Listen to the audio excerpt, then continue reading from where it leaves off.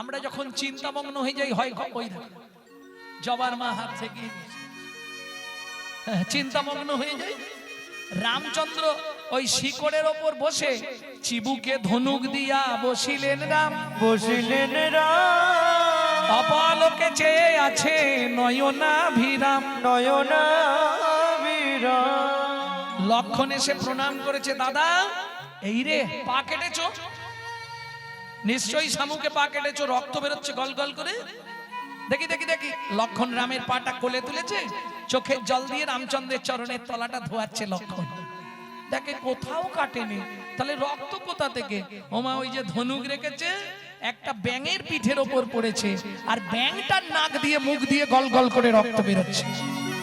রামচন্দ্র ধনুকটা ফেলে দিয়ে ব্যাঙটাকে কোলের ওপর তুলে নিয়েছে। ভেক কিরে, সাপে যখন তোকে ধরে তুই এত কান্না কাঁদিস, আমি যখন ধনুক রাখলাম তুই তো একবারও আওয়াজ করলি না। ভেগ বলে প্রভু গো, বেগ বলে প্রভু গো, সাপে যখন আমায় ধরে, সাপে যখন আমায় ধরে, আমি তো তখন তোমাকে ডাকি, আমি তো তখন তোমাকে ডাকি।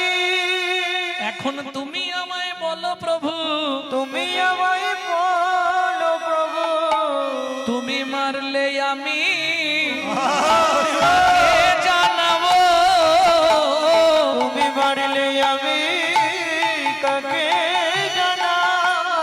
ওগো তুমি হলে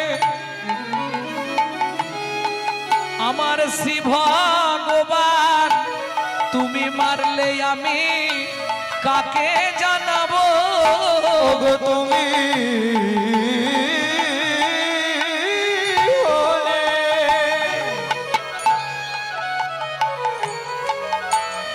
আমার শ্রী ভগবান,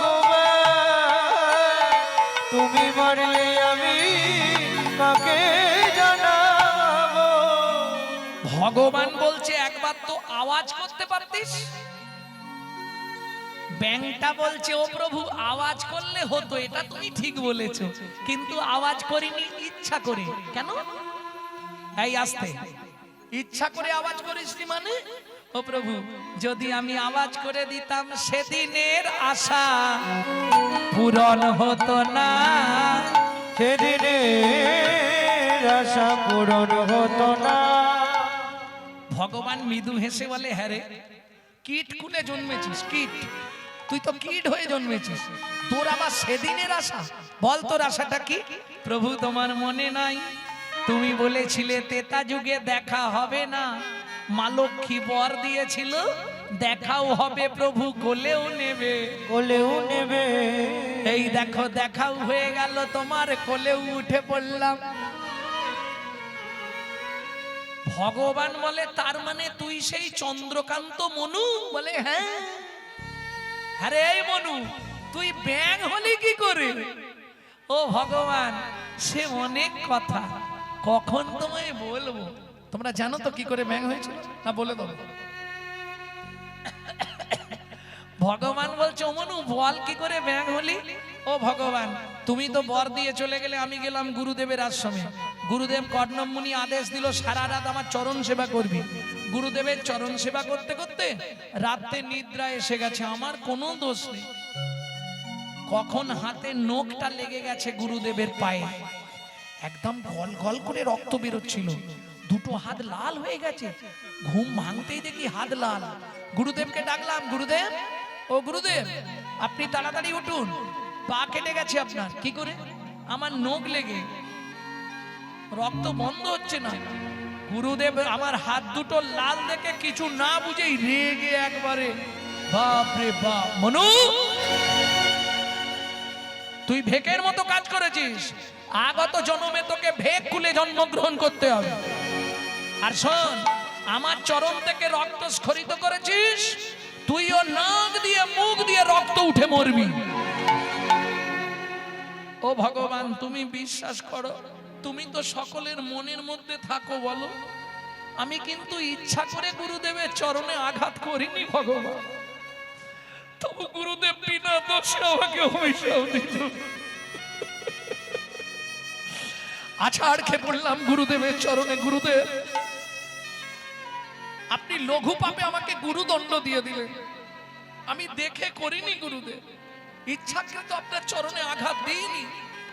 তখন গুরুদেব আমার মাথায় হাত বুলিয়ে বললে, মনু, যা বলেছি তা ভুল হবে না, তোকে ভেগ খুলে জন্মাতে হবে, নাক দিয়ে মুখ দিয়ে রক্ত উঠে মরবি, তবে একটা আশীর্বাদ তোকে আমি করে দিচ্ছি, যা, এতেই তুই বেঁচে যাবি। গুরুদেব কি আশীর্বাদ করলো জানো ভগবান?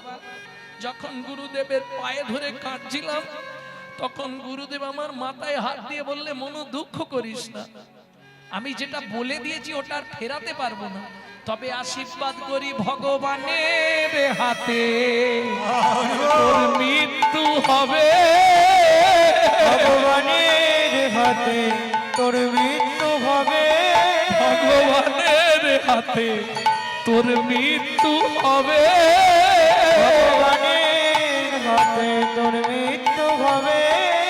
আমার গুরুদেব আমায় আশীর্বাদ করলো, ভগবানের হাতে তোর মৃত্যু হবে। আমার গুরুদেব আমায় আশীর্বাদ করিল, ভগবানের হাতে মৃত্যু হবে। ও ভগবান, সত্যি করে তুমি বলো তো কি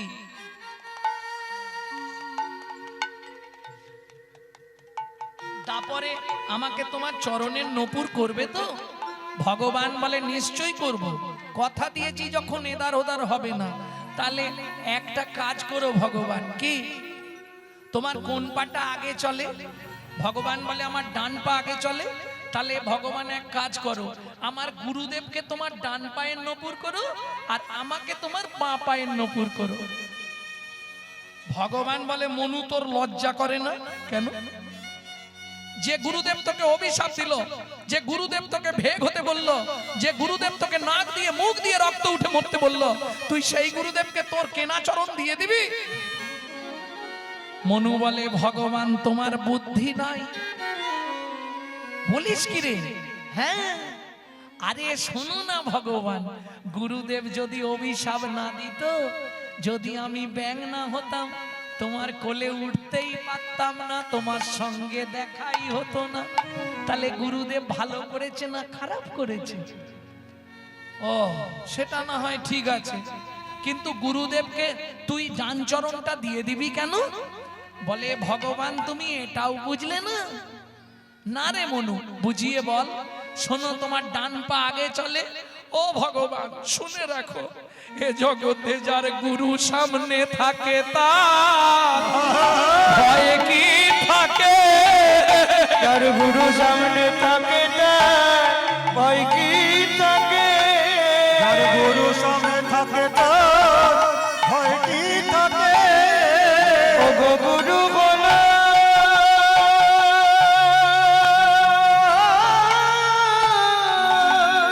আগে প্রেমে কল্প তরু,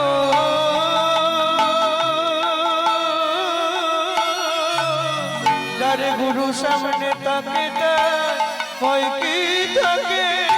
গুরু হলো প্রেম কল্পতরু, ও গো গুরুর মতো আপন কেউ না। গুরু বলো প্রেমে হরি হরি হরি বল। গুরুর মতো আপন কেউ ও নাই। গুরু বলো প্রেমে কল্প তরু, যার গুরু সামনে থাকে তার ভয় কি থাকে? ও ভগবান, এবার আমাকে মরতে দাও। ভগবান বলে, হবে না। কেন হবে না? সব কথাই মিটে গেল তো। মনু, তোকে এই মুহূর্তে আমি আবার মানব দেহ দেব। কেন? তারপর বলছি, ওমা, ব্যাংটাকে ভগবান মানুষ করে দিল। দিয়ে বলে, মনু, এই সরজ নদীর তীরে তুই চুপ করে দাঁড়া। মনু চুপ করে দাঁড়ালো।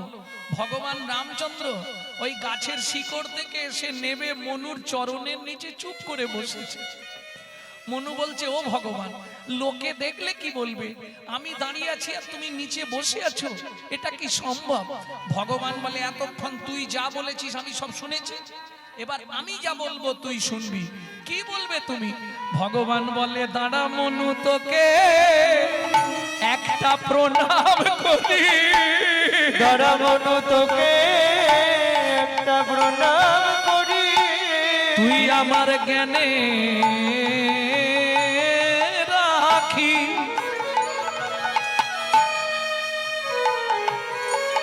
খুলে দিলি। দাঁড়া মনু তোকে প্রণাম করি। তুই আমার জ্ঞানে রাখি।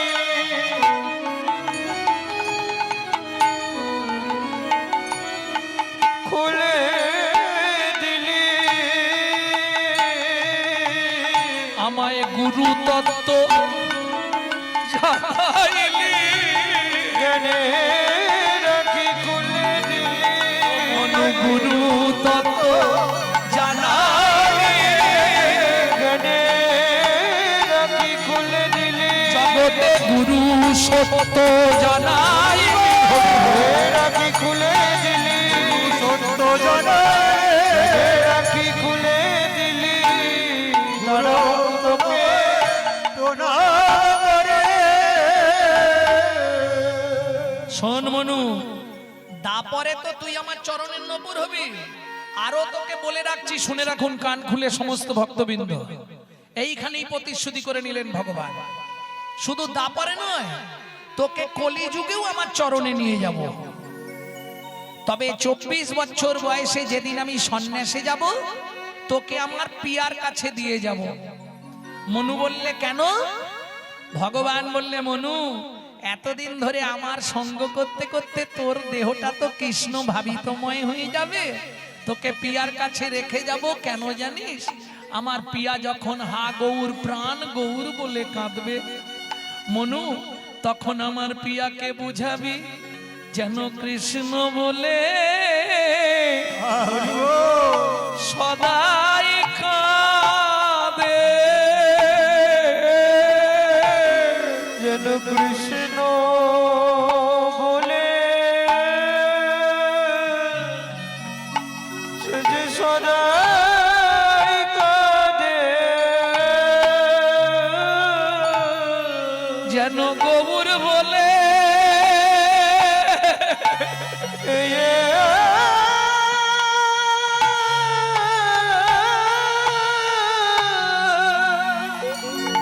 প্রিয়া কাঁদে না রে। যেন কৃষ্ণ বলে বলে সদাই কাঁদে। যেন গৌর বলে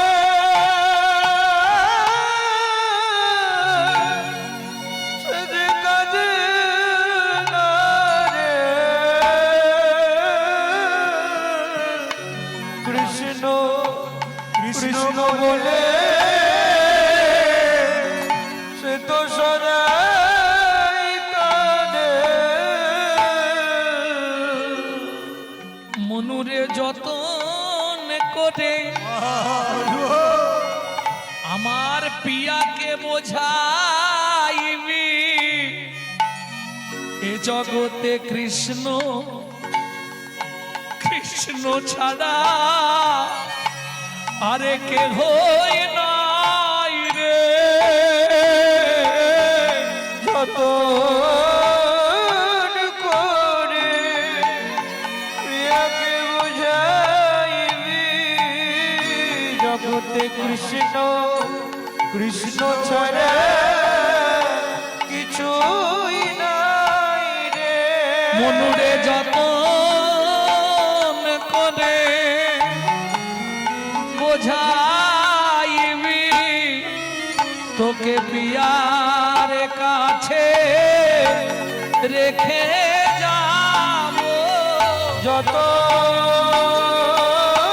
করে বোঝাইবি, প্রিয়ার কাছে রেখে যাব। যেন সদাই কৃষ্ণ বলে কাঁদে, তোকে প্রিয়ার কাছে রেখে যাব। ওরে গৌর বলে কাঁদে না রে। প্রিয়ার কাছে কেন কৃষ্ণ বলে সদাই কাঁদে বলে কাঁদে না ওরে এ জন্মে নয় জন্মে বলে সদাই কাঁদে কৃষ্ণ বলে সদাই কাঁদে যেন কৃষ্ণ কাঁদে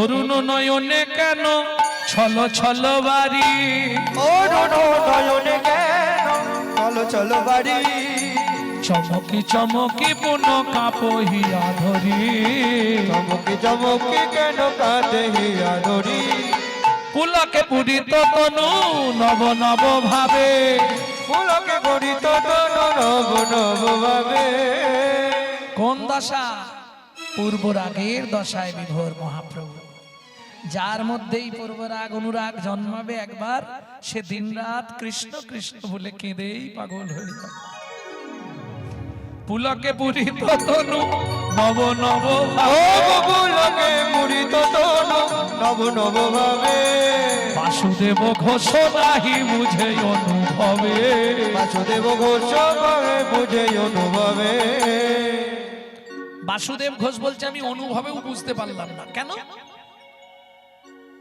কেন বুঝতে পারলাম না একটু বলি যখন মহাপ্রভু শুনলেন মহাপ্রভু জানতেন না নীলাচলে যাবার পথে মহাপ্রভু শুনলেন তার এক ভক্ত আছে ওই মেদিনীপুরের তমলুকে শ্রীপাঠ মহাপ্রভু যখন শুনলেন তিনি 7 দিন হলো খাওয়া দাওয়া সব বন্ধ করেছে আর গৌর প্রেমে তার পরিপূর্ণতা বিভোর গৌর বলতে মানে একবারে গোটা শরীর ভেসে যাচ্ছে জলে মহাপ্রভু বললেন এরকম ভক্ত একবার আমি নীলাচলে যাবার সময় তাকে একবার দর্শন করে যাব ওমা ভক্তের যেমন ভগবানকে দেখার খুব ইচ্ছা হয় জগতে বিশুদ্ধ কোনো ভক্ত যদি জন্মায় ভগবানেরও তাকে দেখার বড় ইচ্ছা হয় গো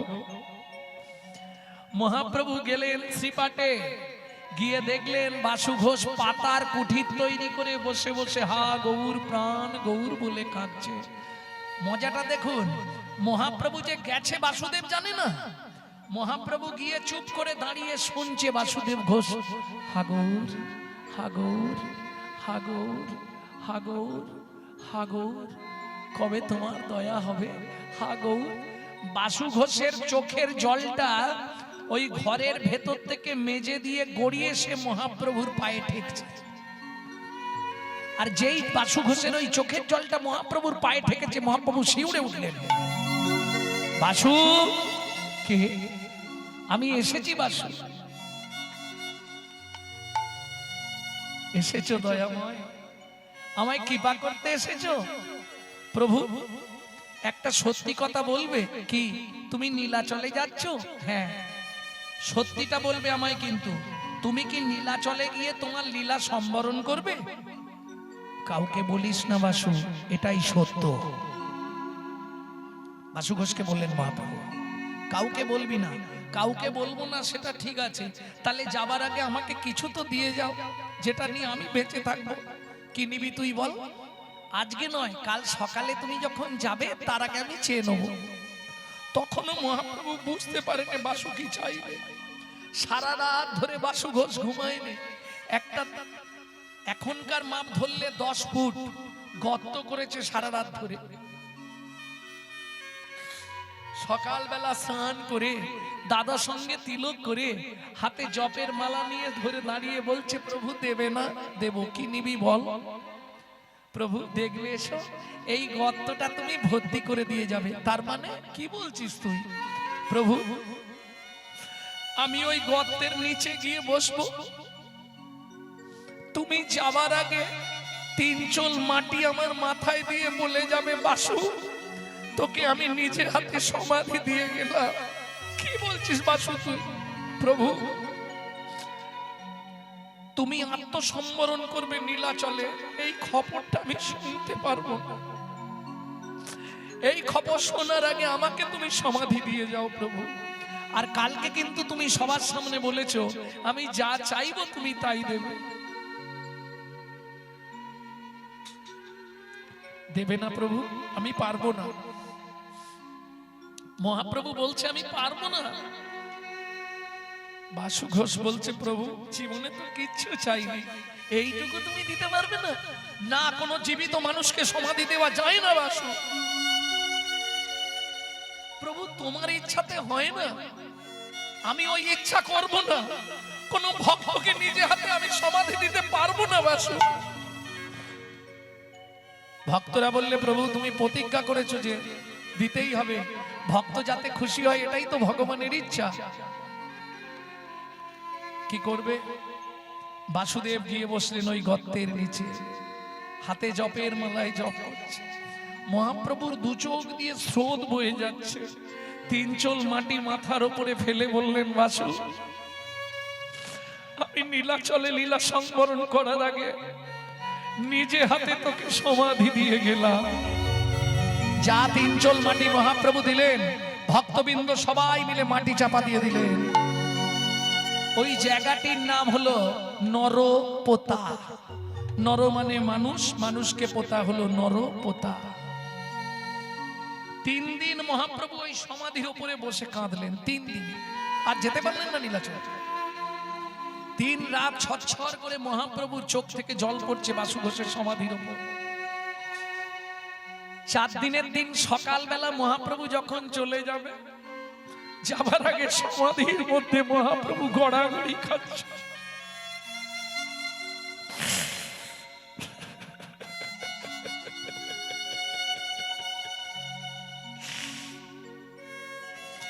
বাসু ঘোষের সমাধির উপর গড়াগড়ি খেতে খেতে হঠাৎ মহাপ্রভু ভাবে বিভোর হয়ে গেল, আর বিভোর হয়ে গিয়ে চিৎকার করে বলছে বাসু, বাসু তুই কেমন আছিস? মাটির নিচে থেকে বাসু ঘোষ তখনও বলছে প্রভু গো আমি ভালো আছি।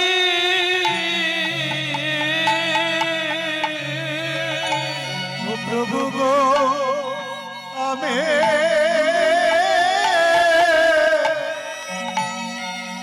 ভালো আছি। আমি নিচে বসে তোমার লীলা দেখছি। ও গো প্রভু গো আমি ভালোই আছি। আমি নিচে বসে তোমার লীলা দেখছি।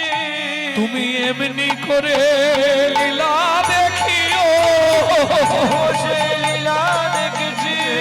করে লীলা দেখিও নিচে বসে লীলা দেখছি। প্রভু গো আমি ভালো আছি। নাহি বুঝি অনু ভাবে রে ও বাসুদেব বসো নাহি বুঝে অনুভাবে রে। ধরে টি তেরে দাঘি তেরে তেরে কড় তক তেরে গড়ি তেরে টি তেরে তা তেরে তেরে কড় তক তেরে গড়ি তা তেরে তেরে কড় তক তেরে গড়ি দাঘি তেরে গড়ি দাঘি তেরে গড়ি যা दागी तेरे गड़े घना हो तीन नित्ता बेटा दागी तेरे तेरे गड़े तक तेरे गड़े थेंगा तीन नित्ता बेटा दागी तेरे तेरे गड़े तक तेरे गड़े जा तेरे तेरे गड़े तक तेरे गड़े दागी तेरे गड़े जा दागी तेरे गड़े जा दागी तेरे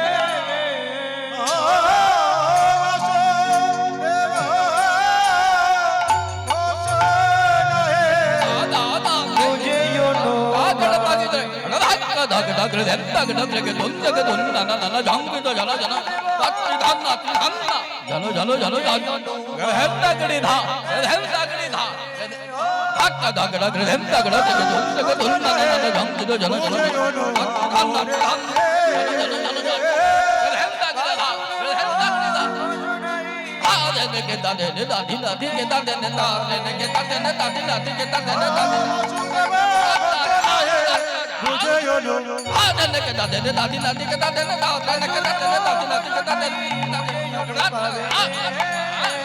Oh,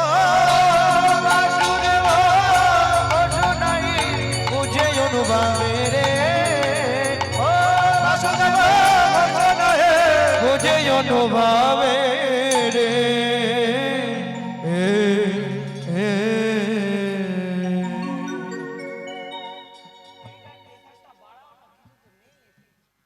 জয় নিতাই, জয় নিতাই।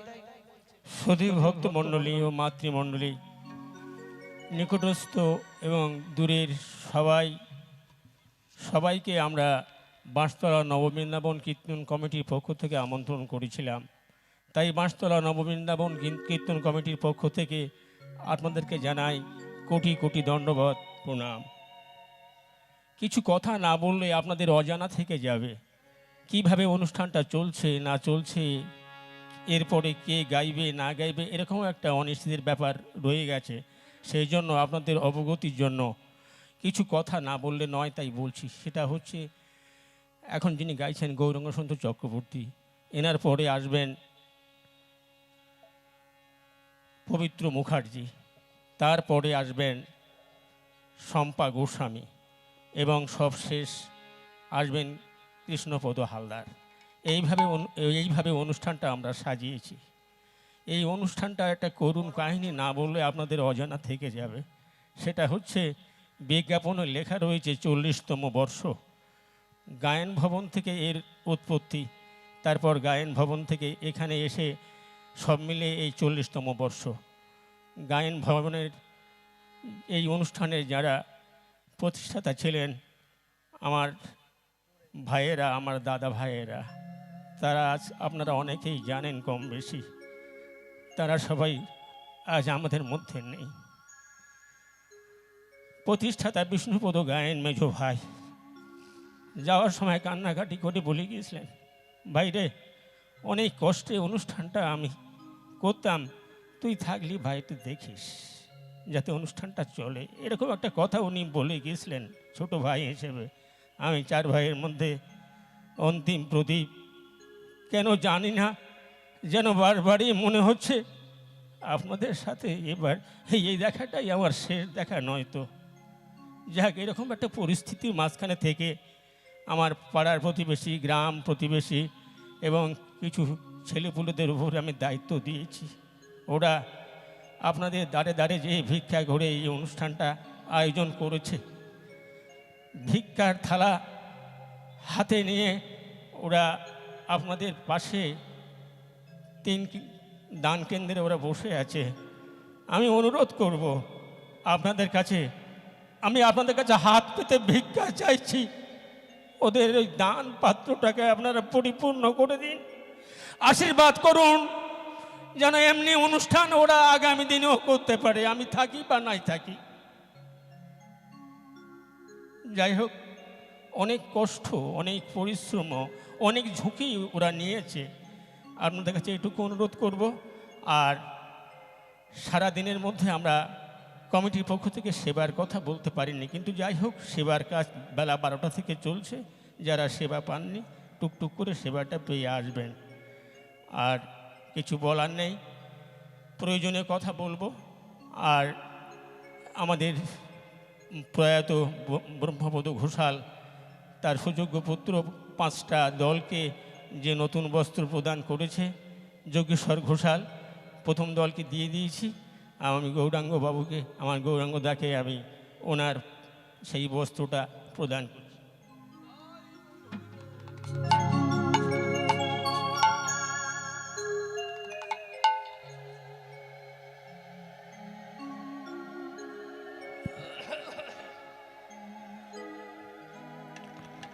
জয় নিতাই। ভক্তমণ্ডলী, ভক্তিমতী মায়েরা, শুধু ভক্তজনের কৃপা করুণা ছাড়া এত বড় হরিবাসর বর্তমানে সত্যি চালানো খুব দুর্বল ব্যাপার। কারণ বিশেষ করে আমি আমার কথাই বলছি, আমাদের মতো কীর্তনিয়াদের আনতে গেলে যে বর্তমান ব্যয়বহুল হয়ে আসছে, হরিবাসর চালানো খুব দুষ্কর ব্যাপার। তাতে আবার হাজার হাজার ভক্তের সেবার ব্যবস্থা, যার ফলে আমরা যদি কিঞ্চিত কিঞ্চিত সবাই এসে একটা জায়গায় বাঁধি, আমার মনে হয় কিছু হোক না হোক আমাদের সনাতন ধর্মটা বেঁচে থাকবে। প্রেম সে বলো চৈতন্য মহাপ্রভু কি। সবাইকে এগিয়ে আসতে হবে, শুধু আমি করব এটা হবে না। আমারও দায়িত্ব হিন্দু সনাতন ধর্মটাকে বাঁচিয়ে রাখার।